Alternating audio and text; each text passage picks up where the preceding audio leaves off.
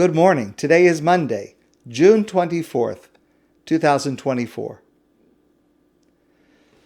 In this week's Torah portion, sending the spies, the Meraglim, to spy out the land of Israel before the Jewish people enter, turned into a catastrophe, a catastrophic failure that lengthened the journey of the Jewish people by 38 additional years, and condemning almost everyone of the generation that left Egypt to die in the desert and not reach Israel. It was only the next generation who were not part of this debacle who merited entering the land of Israel, led by Yehoshua, Joshua, Moshe's successor.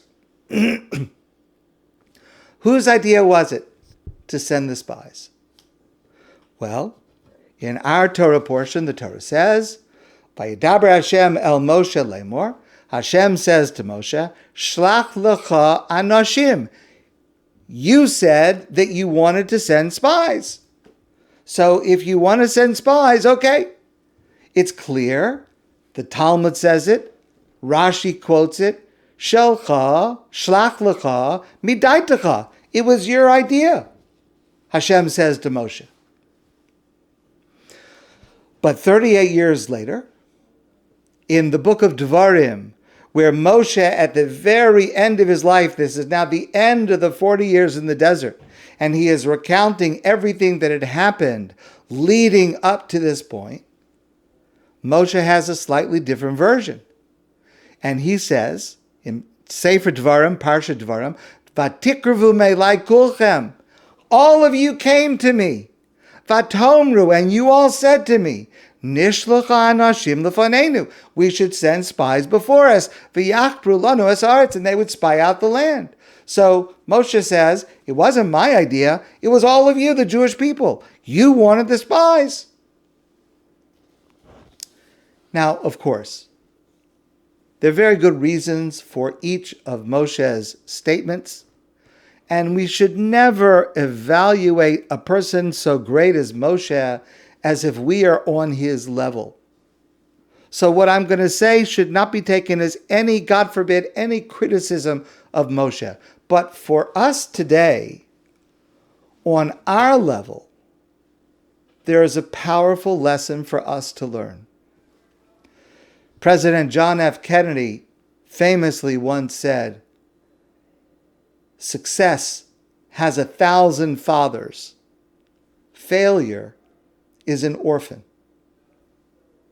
We see all around us, and if we are honest, we will point the finger at ourselves as well, that people, all too many people, and especially leaders, all too many leaders, not taking responsibility for their actions or their inactions, but rather blaming others.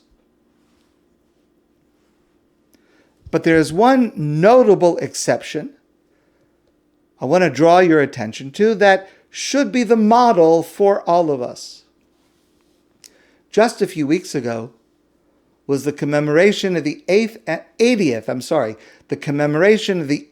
anniversary of the Allied invasion of Normandy, which of course turned the course of the war and the course of modern history. Heather Cox Richardson is a historian, and she wrote the following. On June 5th, 1944, General Dwight D. Eisenhower was preparing to send Allied troops across the English Channel to France, and the hope, of course, is that they would push the German troops back across Europe. That invasion involved more than 5,000 ships and more than 150,000 soldiers were transported to France before daybreak the next morning. And as we well know, the fighting in Normandy was very, very difficult. There were many heavy casualties.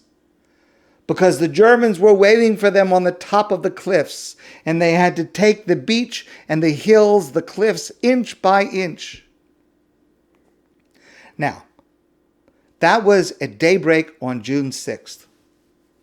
On the afternoon of June 5th, Eisenhower, General Eisenhower, went to see the men, the soldiers, many of whom were being sent to their deaths. And he was upbeat. He said these famous words, "The tide has turned. The free men of the world are marching together to victory." And he cheered his men on. And then he went back to his headquarters and he wrote another letter. Another letter that was designed to blame himself if the invasion of Normandy failed. And listen, please, to the second letter that he wrote.